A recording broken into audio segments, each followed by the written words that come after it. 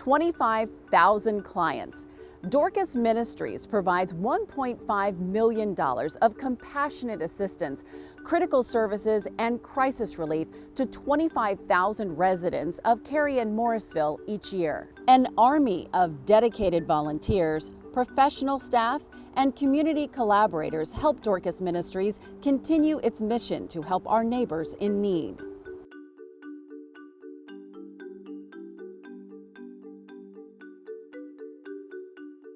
In an area as affluent as Western Wake County, sometimes it's easy to miss the people who are falling through the cracks on the edge of homelessness. You might not see the person pulling the buggy downtown, or you might not run across the person in Walmart or grocery store that looks like he or she is homeless. But we have a large part of the population that maybe they're couch surfing. They call because they are about to be evicted from their apartment. They've had some kind of crisis and they can't pay their rent, or they haven't been able to pay their rent for a couple of months. There are people who actually use these Walmarts, the big box parking lots, not just while they're shopping, but they actually sleep there at night.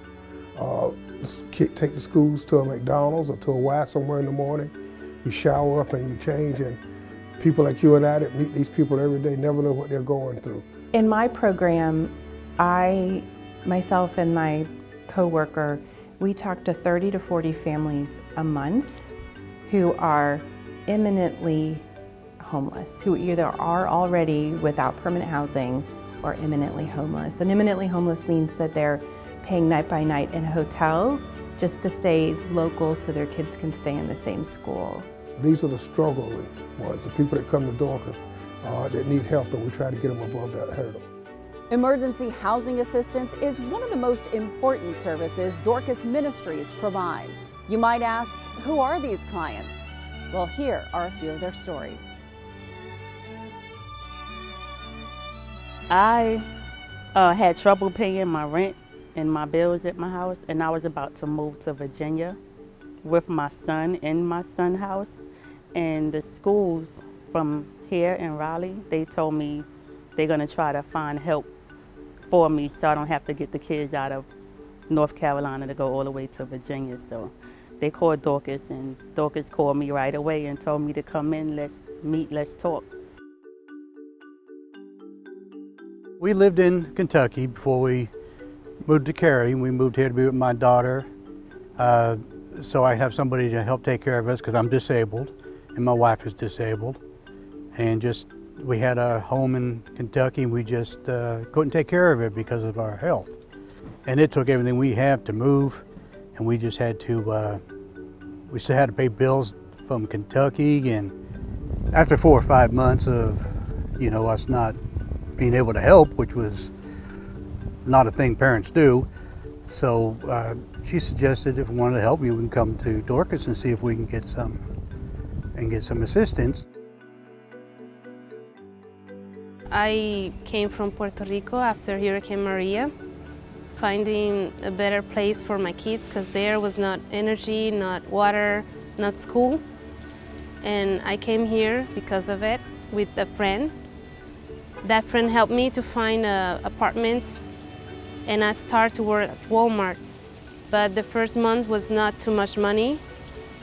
And I found Dorcas because a social worker from school, she told me where to go.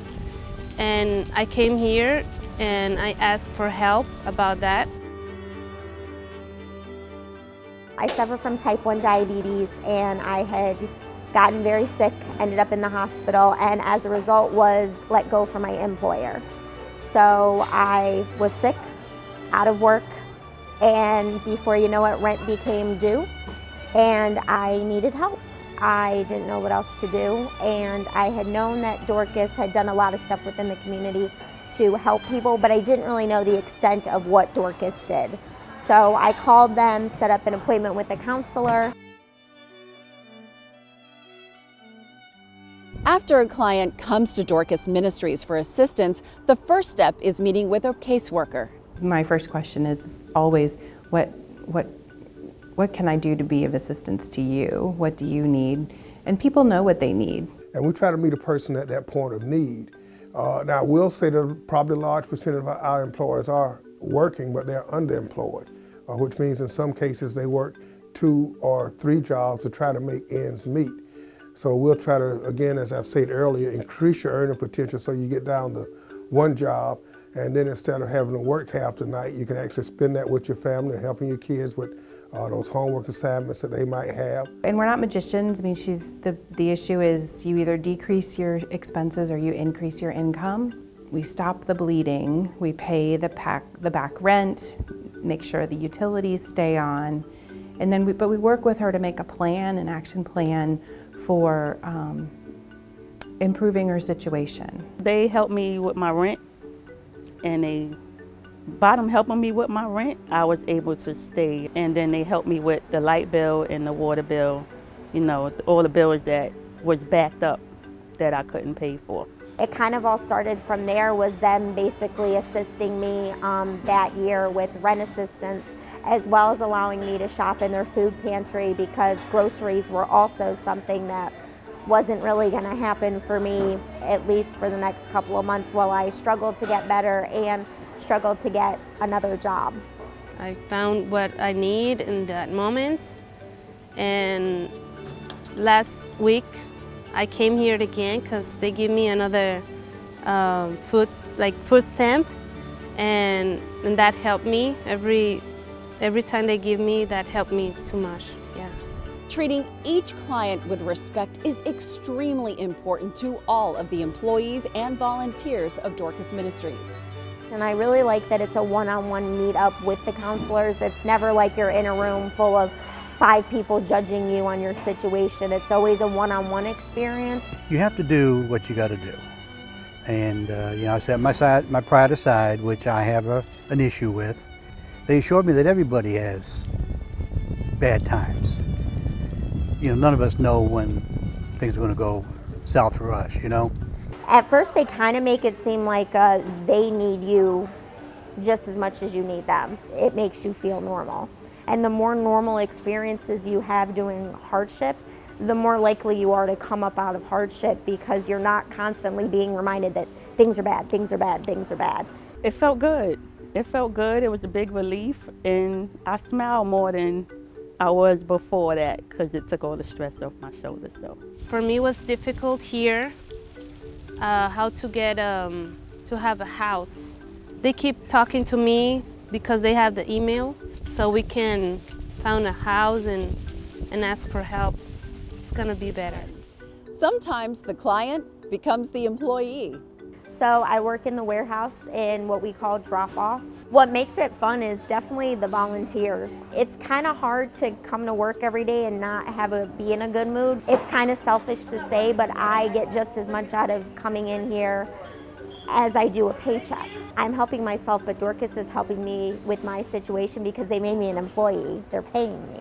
So, you know, it helps me prevent problems I had in the past, but I also get to do this every day, and I get to know that I'm helping a company that helps my community in 1,001 ways. So that's pretty impactful. Everything starts with where you live. And if you know where you're going to lay your head at night, it makes everything else possible.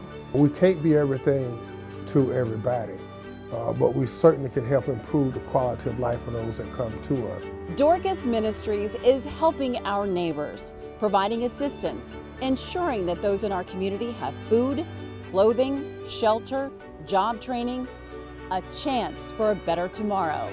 They're committed to carrying on this important mission, coming together in faith, working together in service, and helping people in crisis become stable and self-sufficient. That's why Dorcas Ministries continues to be the charity of choice for Western Wake County.